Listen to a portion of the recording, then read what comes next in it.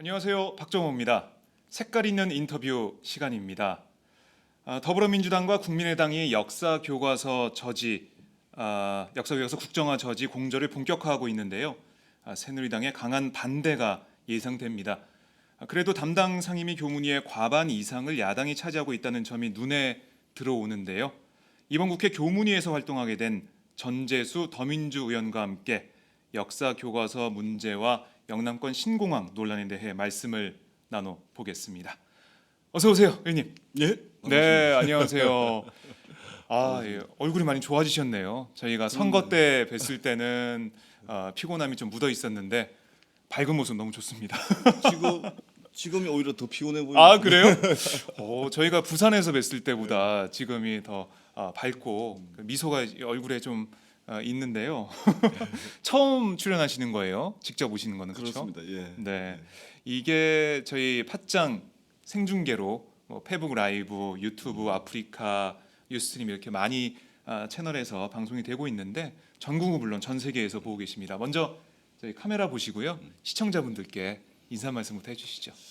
예. 오마이뉴스 팟빵 팟짱입니다. 팟짱. 청취자 여러분 반갑습니다. 부산에서 이번에 20대 국회의원에 당선된 전재수입니다. 이렇게 이 자리에서 만나 뵙게 돼서 반갑습니다. 앞으로 좀 자주 뵐 수 있었으면 하는 바람을 가지고 있습니다. 오늘 재밌는 시간 보내보도록 그래 하겠습니다. 반갑습니다. 네, 반갑습니다. 저희 팟짱이 이번 선거 때 부산에 가서 직접 뵀었잖아요. 근데 저희가 보면서 정말 열심히 시민들을 만나시는구나 그걸 느꼈어요.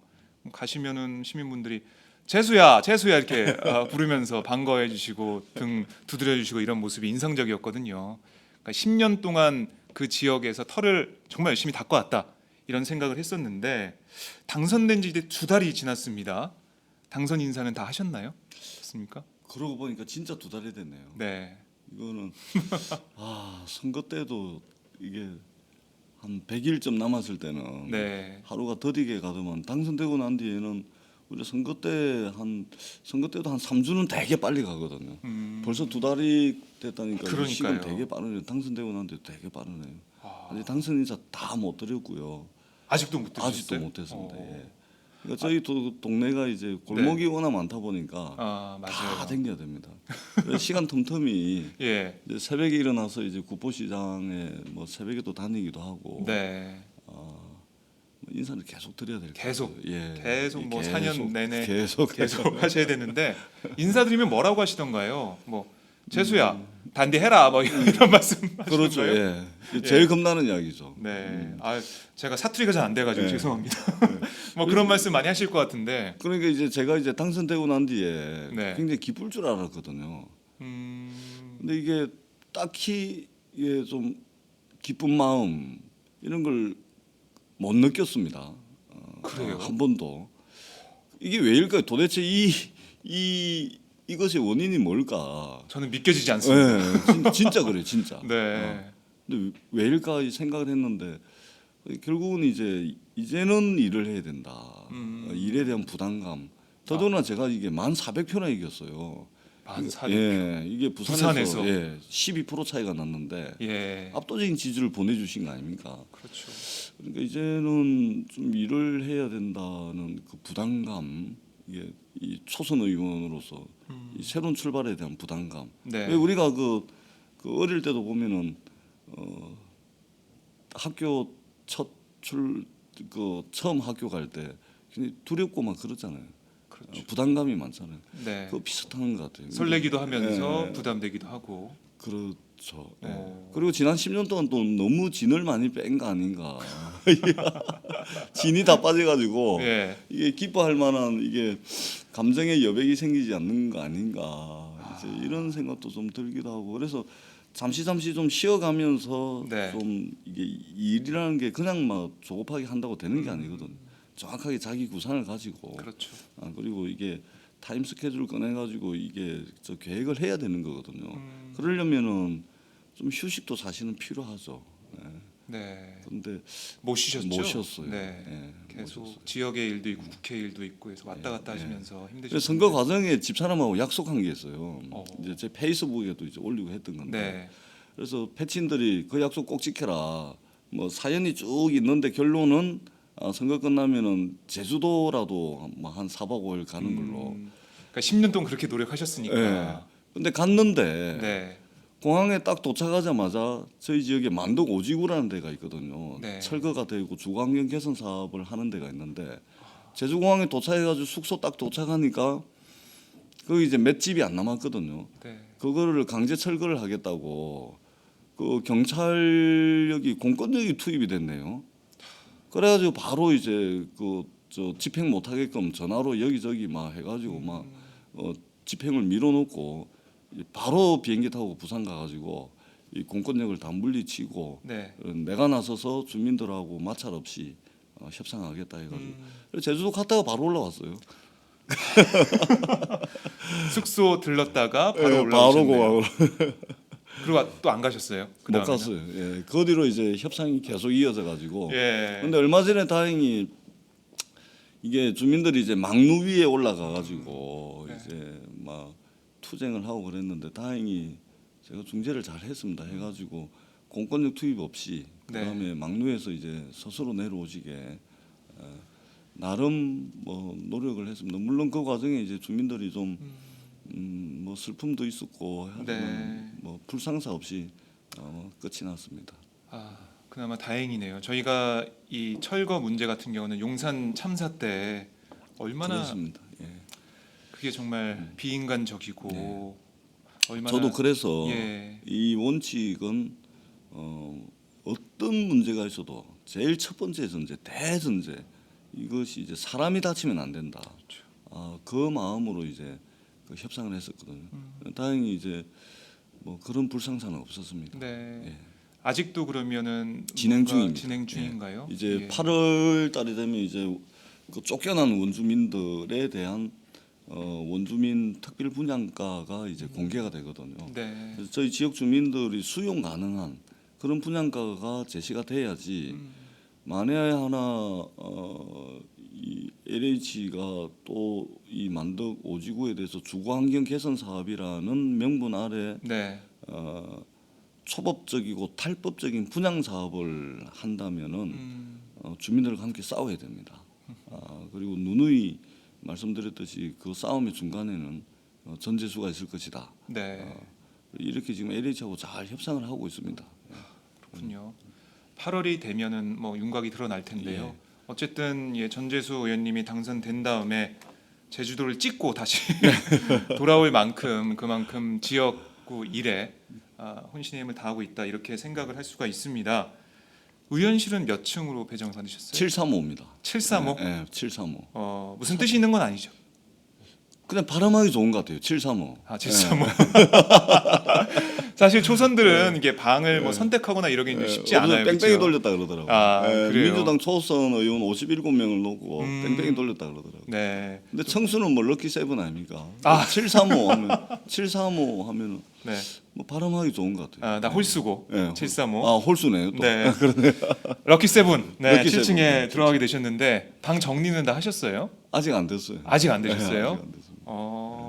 저희가 그때 막 여러 군데 방을 막 돌아다녔었는데 정리하는 게 쉬운 일이 아니더라고요. 보니까. 그러니까 이제 빈 가구들만 막 들어와 있으니까. 네. 근데 그 가구들에는 이제 서류로 채워질 것이고 책으로 또 채워질 것이고 네. 그렇다 그래서 들어가가지고 횡하긴 한데 거기다가 무슨 뭐 우리가 뭐 집에 있는 거 막 예, 일하는 수도 데지 없고. 뭐 그거 뭐 인테리어 이쁘게 해가지고 뭐 또는 뭐 장식물을 많이 갖다 놔가지고 뭐 하는 그런 공간은 아니잖아요. 네. 그래서 이제 횡해 보이는데 그게 이제 그동 우리가 앞으로 이제 채워야 될 자료, 채워야 돼. 책 뭐 이런 것들이 채워져야 되기 때문에 네. 뭐 인위적으로 뭐 정리하고 이게 안 될 것 같아요. 예. 그렇군요. 예. 일을 얼마나 하냐에 따라서 빨리 채워지는 채워질 속도가 것이고. 달라지겠네요. 아니 보니까 의원님들 거기에다가 뭐 상장, 네. 상패 뭐 이런 걸 채워 저 두시더라고요. 그런 거 안 합니다. 그런 거 하세요. 저도 벌써 당선되고 나니까 네. 뭐 1호 신문 이런 데서는 예. 영남에서 당선된 것 자체가 정치 혁신이다.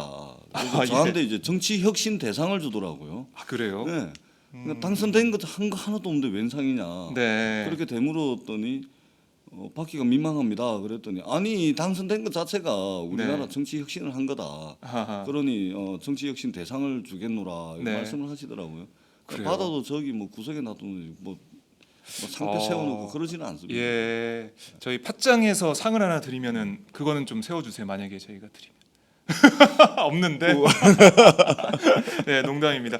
아니 그 많은 분들이 보시면서 댓글로 인사를 해주시는데요. 다름과 닮음님께서 전재소 의원님 반갑습니다. 힘 이렇게 댓글을 주셨고요. 그 저분 저를 아시는 분과 제가 어디 가가지고 축사할 때 힘 이야기 많이 하거든요. 아 그래요? 네. 힘. 힘 음, 힘내시라. 예. 그리고 더 덩다리님께서 아까 그 잘 해결하셨다니 기쁜 소식이군요. 이렇게 네. 같이 좋아해 주셨고요. 달랑 2개 들어왔나요? 하나 더 있습니다. 순수흰 천사님 처음 학교 갈 때 두려움 설레임 이렇게 아까 저희가 말씀한 것에 대해서 공감을 표시해 주셨습니다. 자 735 럭키 세븐 방에서 활동하게 되신 우리 전재수 의원님 모시고 말씀 나누고 있는데요. 자 이제 그 곳을 채워나갈 그런 일을 정말 열심히 하셔야 되는데 국회의원들이 국회에서 일을 하게 될 때 제일 뭐 어떻게 보면은 베이스가 되는 곳이 바로 상임위입니다. 상임위 배정을 받더니 의원님께서 교문위에 배정이 되셨어요. 들어보니까 경쟁이 치열하다고 하셨는데 그러니까 운이 좋다고 해야 되나요? 아니면 사실은 예. 그게 아니라요. 네. 제가 무슨 뭐 초선이 무슨 힘이 있어가지고 인기 상임이 들어갔겠습니까? 그 사람들은 더 묻지 않길래 제가 이야기를 안 했는데 네. 마치 힘 있는 것처럼 뭔가 있는 것처럼 예. 그냥 넘어갔었는데 사실은 저희가 이제 이번에 영남에서 부산 경남에서 이제 8명의 당선자가 나왔습니다. 그렇죠. 그래서 우리가 제대로 좀 의정 활동을 하자 해서 8명의 당선자가 모여가지고 우리는 그 상임위를 중복 신청하지 말고 우리끼리 상임위를 잘 교통 정리를 했습니다. 네. 8분이 중복되지 않고 그다음에 부산 경남에 꼭 필요한 상임위 그래가지고 한 명 한 명 다 배치를 했어요. 다 논의를 해가지고 그래서 그렇구나. 원내 지도부에 네. 우리 부산 경남의 당선자들은 이렇게 교통 정리를 했습니다. 당신네들 머리 아픈 거를 덜어드렸습니다. 그러니 단일 아니니까 예. 8명의 의원이 합의안 아니니까 주세요. 그리고 우리 영남에 이번에 큰 일을 해냈지 않습니까? 그리고 요구를 했죠. 네. 그리고 원내대표단에서도 그거 안 받을 수가 없죠. 더더구나 부산 경남에서 교통 정리를 1차적으로 해가지고 주니까. 그렇죠. 예. 그래가지고 그런 또 8분이 전부 얘기가 있었군요. 8분이 전부 다 원하는 상임위에 1순위에 예. 전부 다. 그래서 원내대표단에도 참 고맙다. 네. 일할 수 있는 제대로 일할 수 있는 이 기회를 주셨다 이렇게 생각을 하고 있습니다. 그 8분이 다 다른 상임에 배치가 다 되신 다른 거니까. 상임위. 부산 경남에 꼭 필요한 상임위. 네. 네. 그럼 부산 경남 의원님들 8분이 모여서 얘기를 하시고 논의하시면 그게 그렇습니다. 어떻게 보면 하나의 작은 국회가 되겠네요. 그렇죠. 예. 부산 경남에 꼭 필요한 상임위. 네. 부산 경남의 현안과 관련된 상임위. 중장기적으로 이런 상임위는 필요하다. 그래서 의원 8분을 한 분 한 분씩 다 배치를 해냈습니다. 그리고 그 안에 대해서 전부 합의를 했고 예. 그다음에 1순위가 겹치는 분들 예를 들면 제가 교문위를 가게 됐는데 네. 원래는 우리 부산의 박재호 의원, 김혜영 의원 저 3명이 겹쳤어요. 교문위에. 3대 1이었네요. 네.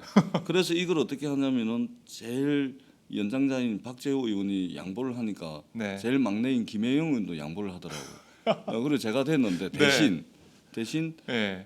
이분들에 있어서는 예를 들면은 다른 다음에 다른 거를 할 때 조금 더 배려해 주는 걸로 그렇죠. 이렇게 처음에 이제 해가지고, 배려를 예, 받았으니까 그렇습니다. 의원님이 다음에는 배려를 해드리고. 그렇습니다. 그리고 예결위도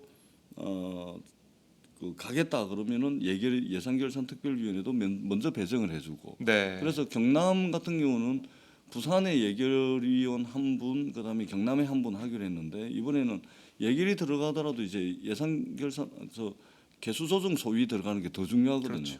여기는 이번에는 경남에서 하고 다음에는 부산에서 하고 예. 이렇게 이제 교통 정리를 잘했습니다. 이제 일할 수 있는 이제 그렇네요. 출발점을 잘 끊었다고 보면 될 것 같아요. 네. 협치가 되고 있네요. 아주 부산 잘 경남 아주 지역의 협치가 아니고 한 몸입니다. 한 몸. 아, 한 몸.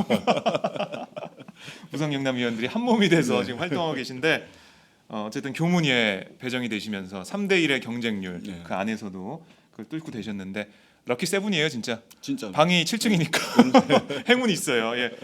자, 근데 왜 교문위에 지원을 하시게 되신 거예요? 그게 궁금하네요. 그 일단은 제가 선거 과정에서 네. 제 공약의 절반 이상이 교육 공약입니다. 음, 대부분의 지역이 이제 그렇겠지만 많이 어렵겠지만 특히 우리 북구가 한 가지만 예로 들어보면 기초자치단체에서 이제 초중 고등학교 아이 한 명에게 지원되는 예산이 네.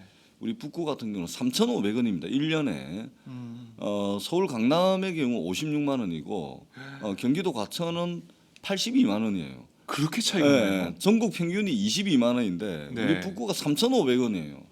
그러니까 좀 거칠게 비유를 하자면 거칠게 표현을 하자면 부산 북구를 제외한 여타 나머지 뭐 강남이나 뭐 과천 여기는 친환경 유기농 식자재로 밥을 먹을 때 네. 아이들 급식을 할 때 우리는 농약 버무려진 이런 식자재로 밥을 먹고 있다 이렇게 표현할 수 있을 정도로 격차가 커요. 네. 그래서 굉장히 심각한 문제이기 때문에 교육 관련 공약이 많았습니다. 그래서 일단은 지역의 현안인 교육 문제를 교육 격차를 이제 해야 될 문제도 있고 네. 그다음에 사실은 우리 사회에 여러 가지 문제점들이 있지만 결국은 이게 교육의 문제를 제대로 해결하지 않고서는 더더구나 이제 교육 격차의 문제를 그렇죠. 해결하지 않고서는 우리 사회의 어떤 계층 이동의 사다리라든지 또는 우리 자라나는 아이들의 네. 희망의 근거가 완전히 없어지는 거거든요. 부모의 경제력에 네. 따라서 또 어디 사느냐에 따라서 기회가 공정하게 주어지지 못하는 그런 교육은 이 사회의 희망을 싸그리 없애버리는 거거든요. 그래서 네. 이것만큼은 지역 문제도 그렇게 해서 교육위로 가가지고 교육 격차의 문제 이 부분들을 좀 해결해야 되겠다. 더더구나 이제 현안으로 또 오르고 있는 이제 국정교과서 문제도 네. 있고 그래서 교문위로 신청을 하게 됐습니다. 그렇게 많이 차이가 날 줄 많이 몰랐네요. 나요. 예, 예, 심각- 그래도 부산인데 부산 제2의 도시 아니니까 이런 아주 심각해요. 격차 문제 해소 교문위에서 이번에 예, 꼭 힘을 써야 될 것 같은데요. 예. 이 그리고 실제 또 예. 이제 교육 기본법에 보면은 국가는 그 현격한 이 교육 격차를 그 해소하는데 노력해야 된다는 의무 조항이 있어요. 네. 근데 이제 페널티가 없어요. 하여야 한다라고 의무 조항은 돼 있는데 그럼 안 했을 때 어찌 아는데 이것에 대한 이제 페널티가 국가의 정부에 이제 페널티를 부여하기가 이제 법 체계상 문제가 있다 보니까 그렇긴 네. 한데 그럼에도 불구하고 이게 의무 조항으로 돼 있는 게 잘 지켜지지 않죠. 모든 교육 관련법의 모법이 되는 게 이제 교육기본법에 네. 그게 규정이 돼 있음에도 불구하고 정부에서 그동안 얼마나 노력했는지 저희들은 질문할 수밖에 없는 네. 그런 상황입니다. 이 정부가 제대로 교육 격차를 해소할 수 있게 국회에서 감시하고 견제하고 네. 바른 길로 이끌어야 되는 그런 책임이 있는데 이것도 중요하지만 근데 지금 최대 이슈로 떠오른 그런 문제가 있습니다. 아까 제가 서두에서 말씀을 드렸는데 당장 교문위가 핫한 상임위가 될 것 같아요. 뭐 이찬열 더민주 의원이 대표 발의한 역사교과서 국정화 저지 법안에 더민주 의원 26명, 국민의당 의원 7명이 찬성했고요. 뭐 도종환 예. 의원님도 준비하고 계시고 야3당은 결의안 또 논의를 하고 있고요. 그렇습니다. 정말 이 각 당에서 많은 준비를 하고 있습니다. 야당에서요. 근데 새누리당에서는 뭐 반대를 계속 하고 있어요. 그래서 여야가 이 법안을 놓고 대치할 것 같은데 새누리당 입장을 잠시 말씀을 드리면 객관성 있는 공통 내용으로 역사 교육을 받는 게 중요하다 이렇게 반박을 어제 내놨더라고요. 이런 새누리당의 주장 먼저 어떻게 보십니까? 이제 국정교과서 문제는 새로운 내용이 없습니다. 그리고 이미 국민 여론은 결정이 나 있습니다. 네. 그리고 그 국정교과서 문제가 이번 총선 결과에 반영이 일정 부분 됐다고 봐야 되는 것이죠. 가장 그 뜨거운 논쟁거리였고 그래서 이제 뭐 객관적인 내용을 가지고 아이들이 뭐 가치 중립적으로 역사 교육을 받아야 된다, 뭐 자부심을 가질 수 있는 국민들을 만들기 위해서 이 뭐 자부심을 느낄 수 있는 역사 교육을 해야 된다. 얼마나 많은 저 반대 논리와 네. 또 이 반대 논리에 대한 시민들의 지지가 많았습니까? 이제 새로운 내용은 없어요. 결국 남은 거는 이제 힘의 대결밖에 안 남은 거거든요. 네. 그 국정교과서를 폐기하느냐 안 하느냐 이 문제밖에 안 남았습니다. 아니 캄보디아, 베트남 같은 나라, 더더군다나 베트남 같은 나라도 이제 국정교과서 폐지를 하는데 역사교과서를 네. 아니 그런 나라에서 하는 걸 왜 우리가 해요? 이 말이 안 되는 거거든요. 그러니까 이미 논쟁은 결론은 나 끝이 있다? 났습니다. 예. 그리고 국민 여론도 끝이 났어요. 이것을 겸허하게 겸손하게 국민 여론을 제대로 수용하고 반영하는 정부의 결정만 남은 겁니다. 이런 식으로 밀고 나가면 정말 안 됩니다. 다시 국회를 정쟁도 아니죠. 이 싸움판으로 지금 이 정부가 또는 청와대가 만들려고 하지 않는다면 이것은 국민들의 요구를 정확하게 우리 박근혜 대통령께서 결단을 내리는 일밖에 남지가 않았습니다. 더 이상 새로운 내용이 없어요. 왜 안 되는지는 이미 국민들이 저보다 더 잘 알고 있습니다. 네. 왜 이렇게 정부와 여당에서 이 국정교과서에 집착한다고 보세요? 의원님은 어떻게 보십니까? 그 많은 분들이 다양한 해석들을 이제 하시던데 네. 결국 이제 소통의 부재 그리고 또 하나는 박근혜 대통령께서 개인적으로 가지고 계신 오랜 수건 사업을 이제 푸는 것이 아닌가.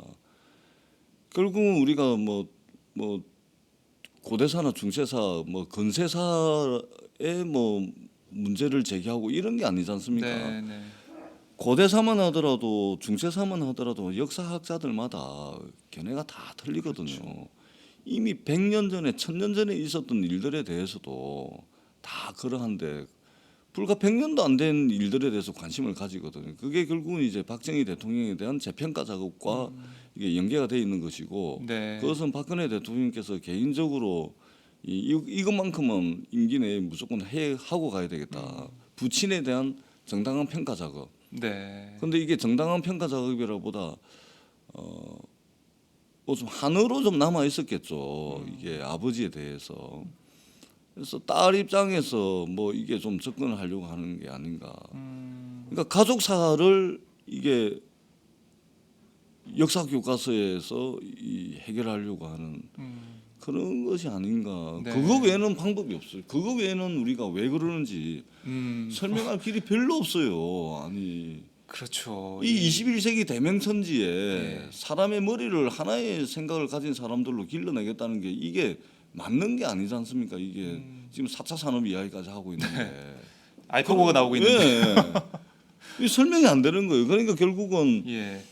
박근혜 대통령 뭐 개인 민원이죠. 개인 민원. 개인 민원, 네. 개인 민원. 예. 개인 민원을 막 이게 지금 국가에서 이렇게 처리를 이게 요구하는 국가적 차원에서 네. 어 그런 참 어처구니 없는 상황이 벌어지고 네. 있고 근데 그걸 아직까지 밀고 있던 말이죠.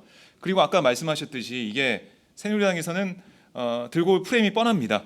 지금 민생이 급한데 왜 이념적인 걸 들고 나와서 이렇게 국회를 일을 못하게 만드냐 그런 논리로 또 야당을 비판할 하죠. 거예요.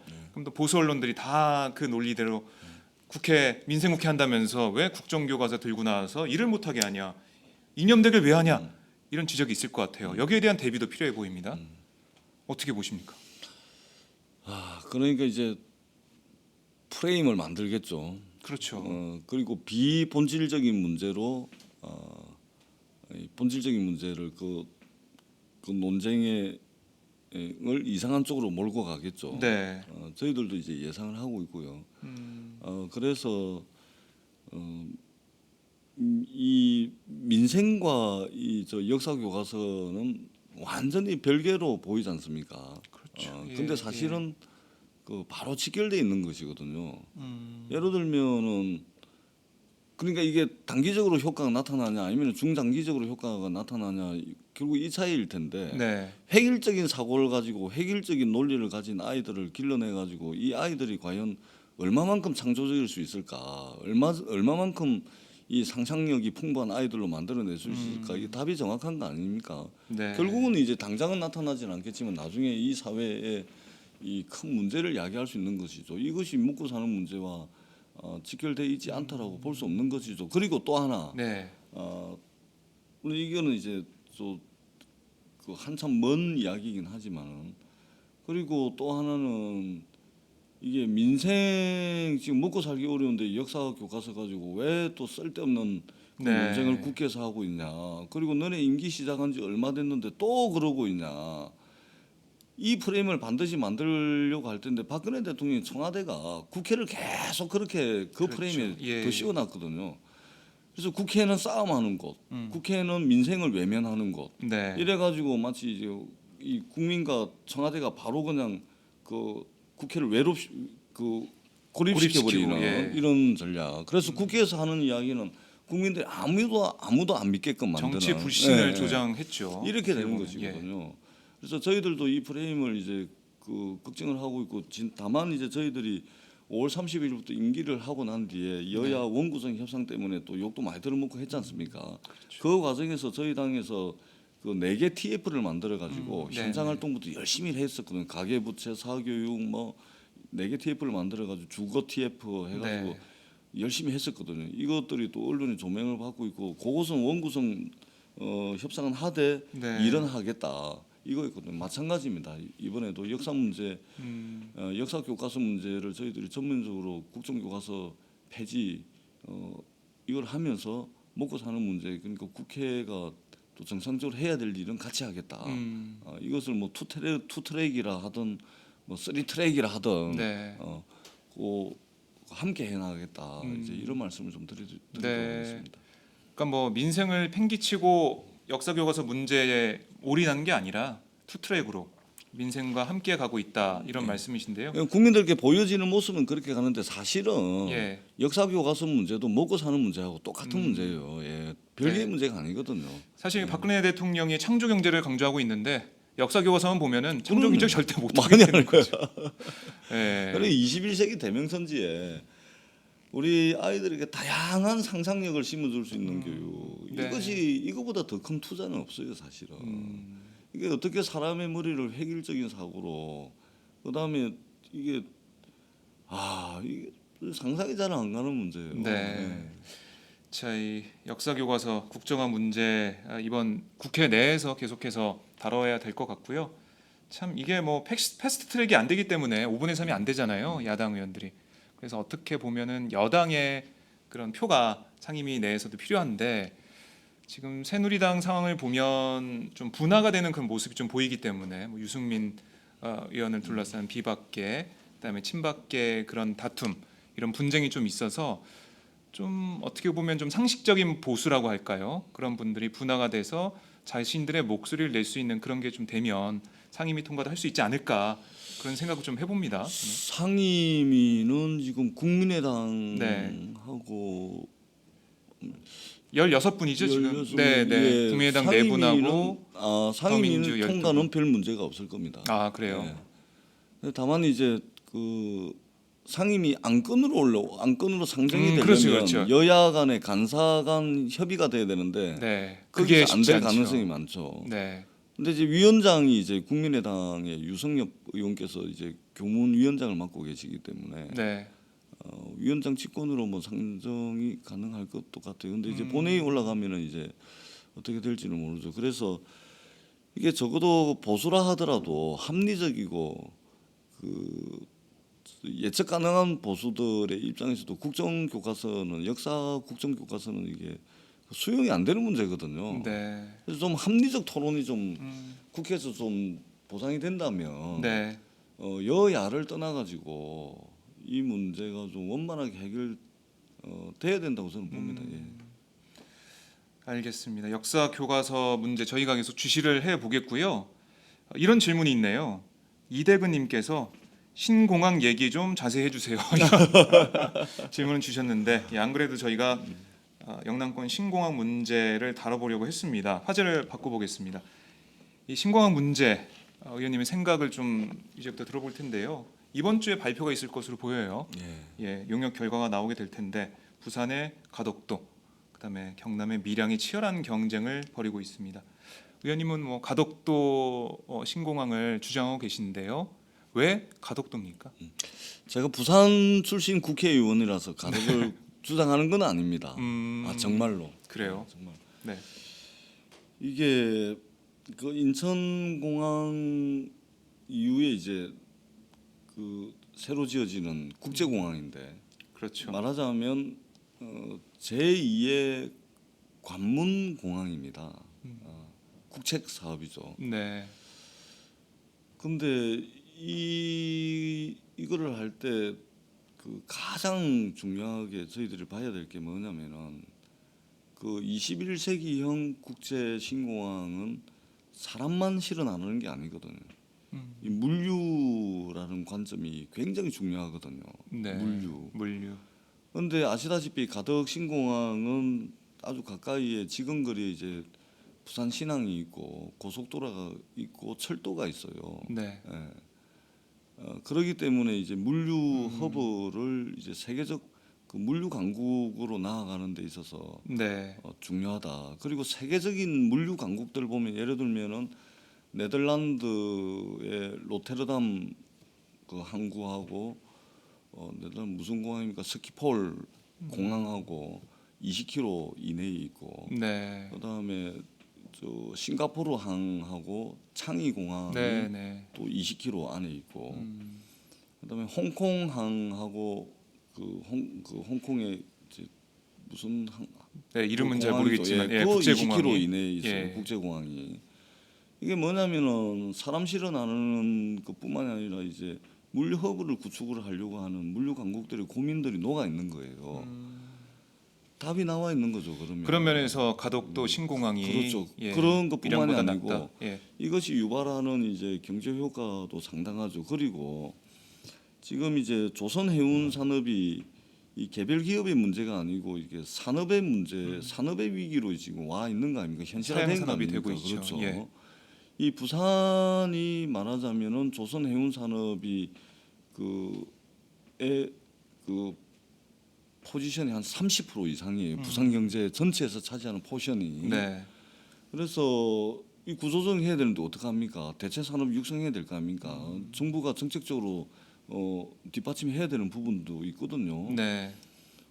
조선 해운 산업의 대체 산업으로서 또 신공항을 해도 괜찮은 것이고 그다음에 저희들이 이걸 생각을 해야 돼요. 이 신공항이 단순히 공항만이 아니라 여기서 출발해 가지고 우리가 시베리아를 거쳐서 유럽 땅까지 가는 기차 노선도 저 중국 대륙을 거쳐서 유럽으로 가는 기차 노선도 예. 결국은 그 부산에서. 항만을 끼고 있지 예. 않으면은 이게 경쟁력이 없는 거거든요. 네. 그리고 더더구나 이 부산항은 전 세계 386개 항만과 바로 연결이 돼 있어요. 아니 이렇게 좋은 물류 강국을 만들 수 있는 그 제2의 거점 공항을 놔두고서 왜 네. 밀양입니까? 그리고 또 하나 네. 이게 출발점 자체가 틀립니다. 이 신공항에 대한 논의의 출발점이 틀려요. 2000년 초반에 네. 김포공항이 포화 상태에 다다르면서 신공항 건설 논의가 나왔던 것이고 부산 가덕도 공항은 그런데 대구의 밀양공항은 출발이 뭐냐면은 대구 시내에 있는 K2 공군 비행장 이전 문제예요. 그러니까 대구가 용진안에 시달리다가 보니까 네. 대구 시내에 있는 K2 공군 비행장을 어디 다른 데로 옮겨 가지고 용진안을 확보하자. 네. 이것으로부터 이 출발점은 이겁니다. 그러니까 여기는 신공항을 하겠다는 논의 자체가 완전히 틀린 거예요. 네. 부산은 김해공항이 이제 포화 상태고 그다음에 이 물류도 이제 문제, 늘어나기 때문에 신공항이 논의가 됐던 거고 여기는 용진안을 확보하기 위해서 네. 공군 비행장 이전 문제가 출발점이에요. 이 출발 자체가 틀렸는데 네. 왜 갑자기 밀양이 끼어듭니까? 아하. 말이 안 되는 거죠. 근데 뭐 밀양 공항을 주장하는 측에서는 좀 다른 얘기를 하고 있어요. 뭐 경제적인 문제에 대해서도 밀양 공항이 되면 그 주변 지역 1,300만 명의 시민들이 이용할 수 있고 하지만 가덕도 신공항은 바로 부산 시민들의 공항이 된다. 그런 문제도 제기하고 있고요. 안전성 측면에서도 공역이 없기 때문에 밀양이 더 안전하다. 그리고 태풍 헤일에서도 좀 안전하다 이런 얘기를 하고 있는데 어떻게 보십니까? 환장하겠네. 가덕도에 무슨 태풍 해일이 온 적이 있다고 진짜. 경제적 문제를 이야기를 하는데 네. 밀양은 산봉우리 27개 잘라내고 공항만 그 옥토입니다. 밀양 그 주변이요. 뭘 심어도 잘 되는 옥토예요. 옥토를 훼손하는 겁니다. 네. 가덕도는요 섬 옆에 바다를 매립하는 거거든요. 국토를 확장하는 거예요. 네. 우리나라 국토가 늘어나는 거예요. 가덕도에 오면은. 근데 밀양은 그 산봉우리 27개에다가 주변에 옥토를 네. 싹 밀어버리고 콘크리트 발라가지고 공항을 할주로 만들겠다. 음. 아니 그 좋은 땅과 그 수려한 자연 경관을 다 훼손해가면서 그리고 그 산 골골마다 또 절이라든지 뭐 이런 얼마나 많습니까? 보상 문제 이게 입지로 선정되더라도 이 공항 만드는데 10년 걸리거든요. 네. 입지로 선정되더라도 향후의 추진 과정에서 엄청난 반대와 이 어려운 과정들을 거쳐야 됩니다. 그래요. 그리고 그 안전하다 그러는데 그러니까 이 국제 민간 항공 기구라든지 미국의 연방 항공국이라든지 근데 공항 건설과 관련한 입지 선정을 할 때 국제 기준이 되는 것들이 있어요. 거기에 고정 장애물 항목이 항상 독립 항목으로 들어가 있거든요. 그런데 지난 5월 25일부터 27일 동안 3일간 있었던 지역 자문 회의의 자료에 보면 네. 고정 장애물 항목이 빠져 있어요. 뺐어요. 이거는 임의대로 뺀 건가요? 임의적으로 뺀 거죠. 네. 그러니까 국제 민간 항공기구나 미 연방 항공국 그다음에 국토교통부의 기준도 고정 장애물 이거는 굉장히 중요해요. 왜냐하면 이착륙 안정성 문제, 공항의 안정성 문제, 공항이 안전하지 못하면 그거는 어떤 경제적 효과가 있더라도 불가능한 그렇죠. 거 아닙니까? 네. 근데 고정 장애물이라는 것은 뭐냐면 산봉우리 27개를 이야기하는 거거든요. 그게 항목에서 빠졌어요. 네. 그러니 부산 시민들이 납득할 수 있습니까? 부산 시민들이 저 밀양으로 결정되면 그거 승복하고 수용할 수 있겠습니까? 그리고 작년 12월에 그 중간 용역 결과를 발표를 했어야 됐어요. 근데 이것도 없어요. 어떻게 보면 좀 항목 공개도 안 하고. 공정성과 네. 투명성에서 문제가 있다 말이 이런 안 말씀이신데요. 아니 도대체가 산봉우리 그 근데 밀양 쪽에서는 네. 4개만 깎으면 된다고 또 이런 그래요. 주장을 하더라고요. 그래서 도입한 개념이 뭐냐 항공학적 검토라는 겁니다. 항공학적 검토. 이게 뭐냐면은 입지를 선정하는 데 있어서 항공학적 검토를 한 사례가 없어요. 국제공항 만드는데 전 세계적으로. 근데 우리는 지금 입지 선정을 하는 단계에 고정 장애물 항목을 빼고 얼토당토하는 항공학적 검토라는 것을 들여와요. 근데 잣대가 항공학적 검토가 다르다는 뭐냐면 거죠. 예. 막 이 장애물이 이래저래 있는데 그 피해서- 운항 기술로 예, 이 피해 댕기는 아. 거예요. 산 넘어 물 건너 말이 안 네. 되는 이거는 뭐냐면은 그 입지 선정 단계에서 항공학적 검토를 하는 것이 아니고 기존에 설치되어 있는 공항에 여러 가지 뭐 이런 장애물이 있을 때 그때 말하자면 운항 기술로 이제 그 할 수 있는 이 항공학적 검토를 하는 거예요. 근데 우리나라는 거꾸로 네. 하고 있는 거예요. 입지 선정 단계에 항공학적 검토를 하는 겁니다. 그리고 이착륙의 안정성과 직결되는 고정 장애물을 평가 항목에서 누락이 돼 버린 거예요, 지금. 예. 말이 그래서 안 되는 것이죠. 만약에 결과가 나오더라도 부산 시민들이 반발할 수밖에 없다. 불복할 수밖에 반발하는 없다. 것이 아니라 예. 받아들일 수가 없는 받아들일 겁니다. 수가 없다. 예. 이거 나라를 위해서 있는 겁니다. 그러니까 많은 분들이 네. 이게 그 그러니까 뭐 자꾸만 지역 이기주의로 예. 몰아가는데 이거 지역 이기주의 문제가 아니에요. 이거는. 우리나라 전체적으로 봤을 때 우리나라 미래, 우리나라 경제와 연관이 돼 있다. 이런 말씀이신데요. 대한민국 경제가 예. 저 유럽 땅끝까지 나아가는 거점입니다. 출발점이에요.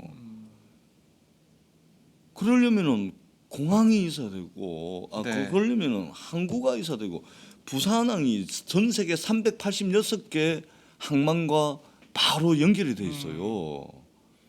그다음에 철도 있죠, 고속도로 네. 있죠. 그리고 우리 지역에 바로 그 가까운 곳에 구포역이라는 데가 있거든요. 네, 네. 여기가 뭐냐면은 옛날에 구포라는 데가 물류가 다 모여가지고 쫙 흩어졌던 그 지역인데 일제 시대 때 1902년도에 일본 놈들이 여기다가 역을 만들어요. 이 뭐냐면은 중국을 침략하는 전초 기지예요. 출발점이에요. 네. 그러니까 일본에서 물자 들여와 가지고 구포역에서 실어 가지고 중국까지 전쟁 물자를 실어 날랐단 말입니다. 100년 전에 이미 일본 사람들이 네. 중국으로 시베리아로 해서 유럽으로 나아가는 그 출발지를 이미 그 구포역을 한 거거든요. 그게 뭐냐면은 그 가까이에 가덕 신공항이 있습니다. 그러니까 이거는 예. 정말로 부산의 문제가 아니고 대한민국의 문제입니다. 이 지역 이기주의 문제가 아니에요, 이게. 그럼 정부에서는 공정한 결정을 위해서 파리공항공단 엔지니어링 그쪽에 용역을 맡겼다 이런 얘기를 하고 있는데 사실 뭐 전재수 의원님의 주장 들어보니까 또 생각되는 바가 있고 일리가 있다 이런 생각을 좀 하게 되는데요. 사실 우려되는 점이 박근혜 정부가 TK 민심을 얻으려는 이 정치적 결정을 내릴 수 있다. 이 점이에요. 이 점도 하나죠. 예, 지적이 예. 나오고 있는데 실례로 친박계인 조은진 새누리당 의원이 지난 3월이죠. 대구시당 발대식에서 이런 얘기했습니다. 박근혜 대통령이 대구에 선물 보따리를 준비하고 있다. 그래서 마치 밀양 신공항이 확정된 것처럼 얘기를 해서 좀 그때 물에 일으켰었는데 좀 박근혜 대통령이 이런 경제적인 문제를 많이 고려하지 않고 정치적으로 결정할 수 있다 이런 우려가 좀 있으신 거죠? 어떻습니까? 아마 그럴 겁니다. 그러지 않고서는 설명이 불가능해요. 네. 국제적으로 준용되는 기준이 지켜지지 않아요. 절차적으로 공개해야 될 걸 공개하지 않고 있어요. 거쳐야 될 단계들을 하지 않고 있고 지금 용역을 받은 파리 공항 엔지니어링이라는 용역 업체도 네. 발표는 국토부가 하는 거다 했더니 국토부는 아니 용역 업체에서 하는 거다 이 서로 미루고 있는 거 아닙니까? 있을 수 없는 일들이 벌어지고 있어요. 네. 이거는 뭐냐면은 과정이 불공정한 겁니다. 왜 그럴까 저희도 이제 생각을 하는데 결국은 박근혜 대통령께서 퇴임 이후를 생각을 하시는 것 같아요. 퇴임 이후. 예. 퇴임 이후에 안정적인 그 퇴임 이후의 기반을 그 나름 이제 정치권의 입김을 유지를 하고 이 좀 공격으로부터 이전 정부에 대한 공격이랄까 이것에 네. 대해서 방어하기 위해서는 특정 지역의 정치적 지지가 있어야 되는 거잖아요.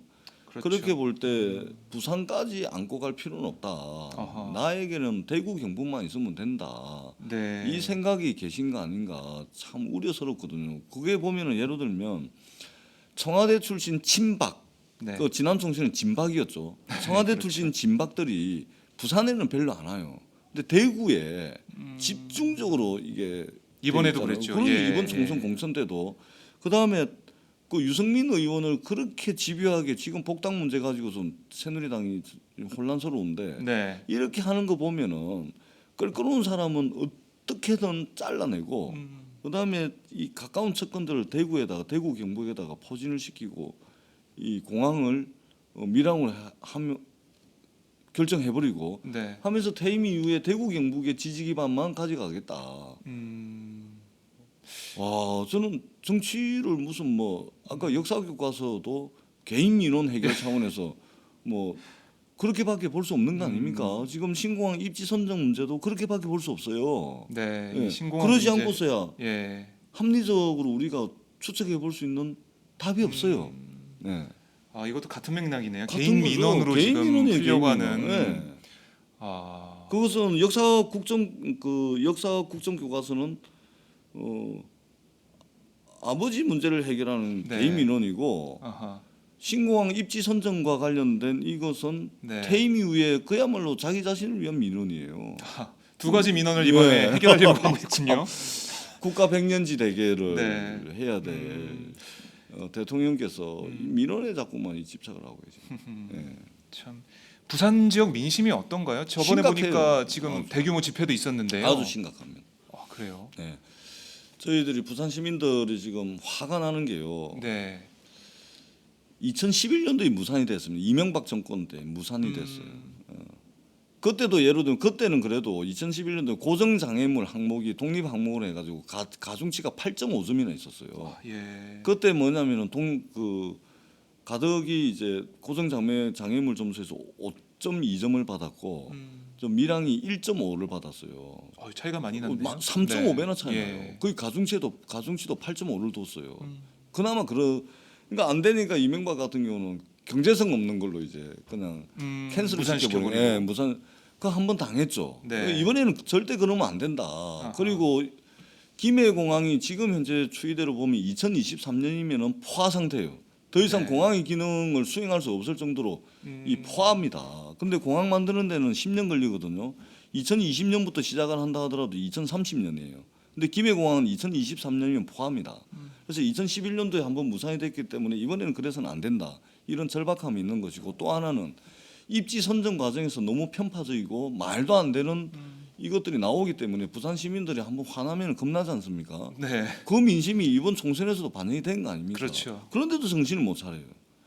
아니 공정하게만 하면 공개할 거 공개하고 거쳐야 될 과정 거치고 이래 하면은 설사 다른 쪽으로 된다 하더라도 부산 시민들이 그렇게 옹졸한 사람들이 아니거든요. 근데 과정들이 네. 합리적인 의문과 합리적인 지적에 대해서도 지역 이기주의로 몰아가고 공개하라고 하는 것, 그리고 공개해야 될 것도 하나도 공개 안 하고 네. 이러니 부산 시민들이 화가 나는 것이죠. 이 저희 청취자분들께서도 뭐 관련 댓글을 주시고 계신데요. 카라멜 마키아토님께서 신공항 문제는 솔직히 엄청난 후폭풍이 예상되네요 하셨습니다. 예. 이 말이 말 그대로 뭐 이렇게 엄청날 시전이 겁니다. 될 수도 있겠네요. 엄청날 겁니다. 예. 왜냐하면 우리가 어떤 결과를 받았을 때 이게 수용 가능하고 승복 가능해야 되잖아요. 수용 가능한 결과, 승복 가능한 결과를 만들어내려면 과정들에 대해서 토를 달 수 없는 네. 합리적이고 정정당당한 과정이 돼야 되거든요. 이것이 전제가 돼야 돼요. 그런데 우리는 조원진 의원이 박근혜 대통령의 선물 보따리라고 이야기를 하고 네. 박근혜 대통령의 최측근이라고 이야기하는 서병수 부산시장께서 오죽하면 보이지 않는 손이 움직이는 것 같아 이렇게 말할 정도니 새누리당 내에서도 새누리당 예. 내에서도 이러니 일반 부산 시민들이 상식적이고 합리적인 우리 부산 시민들이 보기에는 이게 도대체 이게 정상적이라고 볼 수가 없는 것이죠. 네. 그러니 후폭풍은 불을 보듯 뻔한 것이죠. 절대 저희들은 받아들일 수 없는 겁니다. 아하. 이런 후폭풍을 예상하고 있을 텐데 청와대나 정부에서는 하지만 공정한 그런 조건이나 투명성 이런 건 좀 담보가 안 된 상태이고 TK만 있으면 된다 뭐 이런 그렇죠. 생각으로 지금. 부산까지 밀고 필요 간 없는 듯한 거죠. 그런 느낌이 부산 듭니다. 이미 뭐 야당한테 5선 넘어갔고 음. 앞으로도 만만찮고 네. 그리고 부산이 원래 야도였는데 그거 뭐 회복해 나가는 과정으로 보여지기도 하고 그래서 부산까지 안을 필요가 없는 거죠. 박근혜 네. 대통령께서 대구 경북만 안고서도 안정적인 저 퇴임 이후의 생활이 가능하니까 네. 제발 좀 그러지 말았으면 좋겠어요. 정말로. 네. 자, 전재수 의원님이 박근혜 대통령 향해서 간절한 당부라고 할까요? 부탁의 말씀을 하셨는데, 자, 신공항 문제 이번 주 어떻게 결정이 날지 저희가 지켜보면서 또 의원님과 더 말씀을 나눠 보도록 하겠습니다. 자, 화제를 잠깐 당으로 돌리겠습니다. 네. 당 얘기 좀 저희가 해야 될 것 같아서요. 8월 전당대회를 앞두고 있어요. 근데 뭐 이른바 비주류 당권 주자인 김부겸, 이종걸, 박영선 의원이 이번 주에 이 당권 후보 단일화를 한다고 해요. 뭐 논의를 마무리 지을 것이다라는 보도가 계속 나오고 있는데요.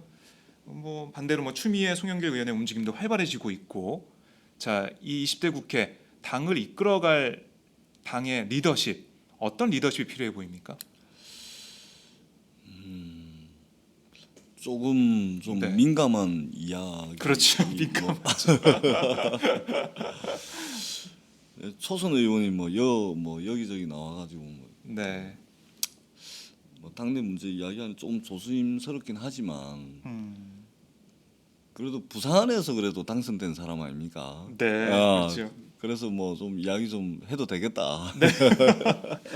그럼요. 예. 당의 외연을 얼마나 확장했습니까? 그렇죠. 예, 부산에서.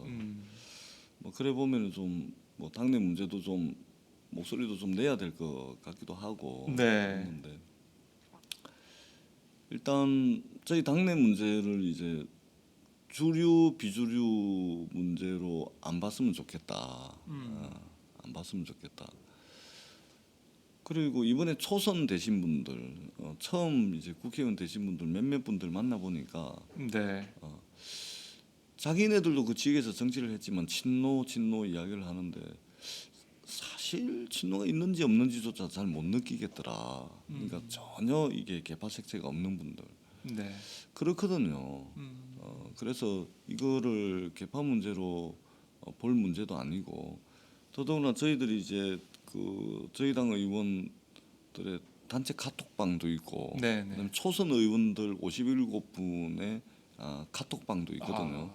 근데 이제 다양한 그 이야기들이 이제 나오는데 보면 개파로 나눠져 있으면은 나올 수 없는 이야기들과 논의들이 쭉 지금까지 계속 되고 있거든요. 네. 그래서 좀 당내 문제를 개파 문제로 안 봤으면 좋겠는데 다만 이것을 대전제로 하되 다만 네.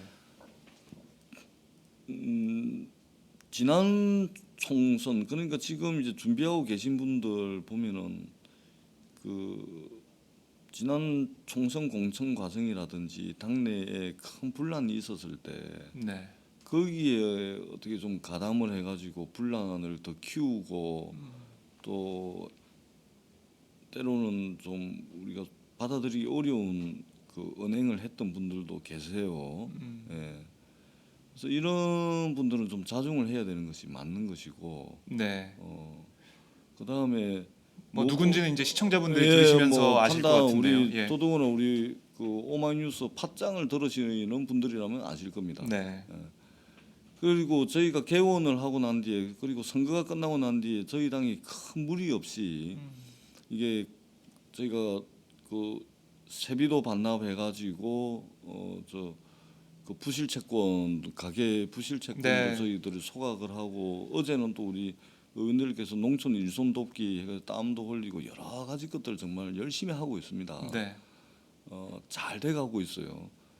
근데 이렇게 그 돼가고 있는데 어떻든 이렇게 된 데는 지난 총선 과정에서 이제 많은 분들이 이제 탈당을 하고 말하자면 좀 시끄럽게 언성을 높이시던 분들 그래도 이 당이 이제 좀 질서정연해졌어요. 네. 이래 된 마당에 지난 그 당이 어려웠던 그 과정에 좀 분란을 더 키웠거나 불쏘시개를 했던 분들은 저는 좀 아니다. 20대 국회에서는 좀 아니다. 네. 하는 생각이 들고 그래서 어떻든 호남에서 이 총선 결과를 겸허하게 이제 받아들이고 이 부분에 대해서 어떻게 복원시켜 나갈 것인가. 아울러서 부산에 이제 이 들불처럼 타오르려고 하는 이게 전 부산이 이제 야도로 나아가는 바로 그 앞에 있는데 여기에 기름만 한 방울 더 부어주면 부산에서도 대통령 선거 때 50% 이상 득표가 가능하다 보거든요. 네. 그래서 여기도 이제 보완이 가능하고 그다음에 무엇보다도 이제 그 수권 정당으로서 이 면모를 보여줄 수 있는 그 풍모를 가진 네. 이런 지도자가 저는 이제 전당대회에서 선출이 돼야 된다. 그렇게 생각을 하고 있습니다. 네. 뭐 두리뭉실하죠. 예, 실력은 거론하지 않았지만 어떤 뜻인지 다들 아실 것 같은데요. 이런 질문이 들어와 있네요. 김유선님께서 전재수 의원님, 전당대회 준비 과정에서 혁신안, 지역위원장 호선 문제 등과 관련한 말씀 부탁드립니다. 과연 당내 민주주의가 지켜지고 있는지 궁금합니다. 지금 현재로서는 당내 민주주의 그럭저럭 되고 있습니다. 지금 이제 혁신안이 이제 거부가 되고 혁신 뭐 되돌려지는 게 아닌가라는 우려가 네. 있는데 결정된 거 하나도 없고요. 중앙위원회를 통해서 결정이 될 거거든요. 네, 네. 지금 소통이 잘 되고 있습니다. 우리 김종인 대표께서도 그 8분 9분 해가 그룹으로 해가지고 네. 계속 식사 자리를 마련하면서 의견을 청취를 하고 계신 걸로 알고 있고 네. 저도 얼마 전에 먹었습니다. 예. 그다음에 당내에 그 굉장히 그 좋은 건설적이고 긍정적인 논의들이 잘 되고 있습니다. 그리고 혁신안에 대해서는 그 지켜져야 됩니다. 뭐 해보지도 않고 그 뭐 미리 지레짐작으로 그 예단하는 것은 예. 그 있을 수 없는 일이고 다만 그 혁신안이 이제 그 굉장한 갈등 상황 속에서 나온 것들이기 때문에 뭐 일부 운영상의 뭐 그 비효율을 네. 초래한다든지 오히려 역으로 이제 당내 민주주의를 훼손할 수 있는 그런 조항들이 있다면 뭐 그런 게 저는 아직 모르는데 있다면 논의를 할 수 있어도 기본적으로 혁신안에 대해서는 당이 수용을 하고 당이 바로 그 유보하거나 폐지하지 않고 바로 실행하는 것이 맞다고 봅니다. 저는 그렇게 될 거라고 봅니다. 네, 뭐 많은 분들이 걱정하고 계시지만 아직 걱정하고 결정된 게 계십니다. 아니기 때문에 중앙위원회 안 열렸지 지켜봐달라. 않습니까? 예. 예, 그렇습니다. 알겠습니다. 자, 이 문제도 저희가 좀 여쭤보고 싶은데요. 새누리당은 탈당파 전원 복당이란 결정을 내렸습니다. 자, 이제 관심은 이해찬 의원 복당에 두말할 거 뭐 없이 하시고 복당 허용해야죠. 말도 안 되는 이야기죠. 뭐 우상호 대표 같은 경우는 전당대 이후 뭐 그때 논의해야 된다. 그리고 김종인 우상호- 대표는 예. 당원 당규에 따라야 된다. 뭐 이런 그러니까 말씀. 우상호 예. 대표께서 지금 원내 대표를 원내 지도부로서 정말 잘하고 계시거든요. 개원 협상부터 시작을 해서 잘하고 계십니다. 그리고 그 개원 협상이 지지부진할 때도 저희가 4개 TF를 만들어 가지고 현장 방문 그 일정한 성과들을 이끌어내고 계시고 잘하고 계세요. 네. 그래서 우상호 원내대표께서는 이제 전당대회 이유라고 이제 말씀을 하시는데 그거는 원내대표로서의 아주 적당한 그 포지션이다 저는 그렇게 생각합니다. 왜냐하면은 저처럼 당내에서 당장 복당을 해야 된다라고 주장하시는 분들 꽤 있거든요. 네. 그다음에 김종인 대표님처럼 당헌 당규에 따라야 된다라고 하시는 분들 계세요. 네. 그게 이제 우리 우상호 대표께서 이제 절충안인가요? 두 안을 절충을 한 것이죠. 이런 균형 그 중간 자적인 입장에서 대안을 제시할 필요도 있다고 보죠. 그러나 네. 제가 볼 때는 당장 복당은 저는 이루어져야 된다고 봅니다. 왜냐하면 왜 그런가요? 예. 아니 당선됐지 않습니까? 음. 그리고 이해찬 의원께서 이 당 저 당 왔다 갔다 하신 것도 아니고 그리고 스스로 탈당하신 것도 아니고 그다음에 당에서 정무적 판단으로 공천을 배제를 시켰는데 네. 그럼 정무적 판단으로 공천을 배제시켰는데 지역에서 당선이 되신 거예요. 선택을 받은 겁니다. 민심의 선택을 받았다. 공천이 잘못된 거죠. 네. 정무적 판단이 잘못된 거죠. 음흠. 정무적 판단이라는 것은 네. 어떤 것을 결정할 때 어떤 네. 대세가 있는데 그럼에도 불구하고 정치적 필요에 의해서 판단을 하는 것이거든요. 그렇죠. 정무적 판단은 언제든지 틀릴 수가 있는 겁니다. 그래서 정무적 판단이에요. 틀렸지 않습니까? 네. 당이 정무적 판단을 해가지고 공천을 잘못했으면 제대로 했으면 이해찬 의원께서 떨어졌겠죠. 그리고 민주당에서 공천한 사람이 당선이 됐겠죠. 그런데 압도적으로 이해찬 의원이 당선된 거 아닙니까? 네. 공천이 잘못된 것이고 그리고 그 공천을 했던 근거가 정무적 판단 아닙니까? 정무적 판단이 잘못된 것이죠. 잘못됐다면 수용해야죠. 바로 잡아야 된다. 바로 네. 수용하는 것이 탄력적인 정당이고 그 합리적인 정당입니다. 그렇게 가야지 그것을 고집을 피워가지고 당헌 당규 1년 이야기하고 말이 안 되는 것이죠. 네. 잘못을 인정하지 않는 것이죠. 그렇군요. 이런 뭐 뜻을 가지고 있는 의원분들하고 한번 뭐 성명서나 그럴 이런 것, 생각은 그럴 없습니다. 생각은 예, 없으시지만 왜냐하면 그럴 만한 사안이 아니죠. 상식적으로 하면 되는 거죠. 네. 아니 사람이라는 게 전지전능한 신이 아니지 않습니까? 잘못할 수 있는 거 아닙니까? 그럼에도 불구하고 인간이 이성적인 종이라는 것은 네. 잘못했으면 고칠 수 있고 그것을 수용할 수 있는 거 아닙니까? 그거 하면 되는 것인데 그걸 뭐 집단적으로 성명서 발표하고 네. 저는 그렇게 할 거라고 봅니다. 알겠습니다. 자, 저희가 오늘 여러 가지 화제를 가지고 말씀을 나눴습니다. 역사교과서 국정화 문제, 신공항 문제, 그리고 당내 문제까지 말씀을 나눴는데요. 뭐 댓글을 보니까요, SJ님이 단호하시네요, 전재수 의원님 하셨고요. 몇몇 부분에 대해서 당내에서 소리를 내주십시오라는 부탁의 말씀도 있었고요. 이해찬 복당 허용해야죠라는 쾌할계례님께서의 그런 댓글도 있었습니다. 자, 저희가 이제 보내드려야 될 것 같아요. 왜냐하면 10시에 본회의가 있는데 늦으시면 안 되잖아요. 네. 저희가 저 초선입니다. 네, 초선이기 때문에 늦으시면 안 되고요. 끝으로 저희 카메라 보시고요. 저희가 지난번에 당선된 다음에 그 총선 투표일이었죠. 그때 통화할 때 이런 말씀하셨어요. 이웃의 힘이 되는 전재수가 되겠다라는 말씀 기억에 남는데요. 끝으로 말씀해 주시죠. 우리 오마이뉴스 팟짱 여러분, 네. 그 오마이뉴스 많이 사랑해 주십시오. 그리고 여러 개 되신다면 저 전재수도 좀 사랑해 주십시오. 힘들고 어렵게 된 만큼 열심히 하도록 하겠습니다. 초심을 잃지 않고 한결같은 사람이 되겠습니다. 정치는 좌도 우도 아니고 밑을 향해야 됩니다. 정치에 손을 필요로 하시는 분들은 사회적 약자들입니다. 이분들의 아픔과 슬픔과 외로움과 눈물을 외면하지 않는 사람의 도리를 다하는 정치를 하는 전재수가 되겠습니다. 지켜봐 주시고 응원해 주시기를 당부드리겠습니다. 고맙습니다. 네, 의원님 말씀 잘 들었습니다. 네, 고맙습니다.